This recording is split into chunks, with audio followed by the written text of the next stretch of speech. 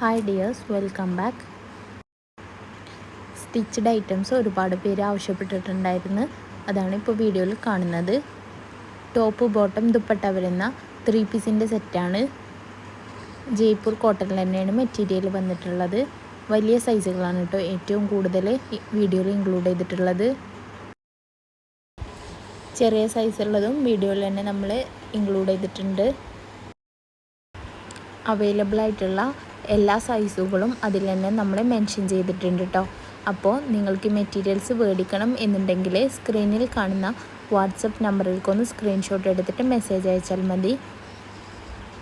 ഹോൾസെയിലായിട്ട് വേണ്ടവർക്ക് അങ്ങനെയും മേടിക്കാവുന്നതാണ്.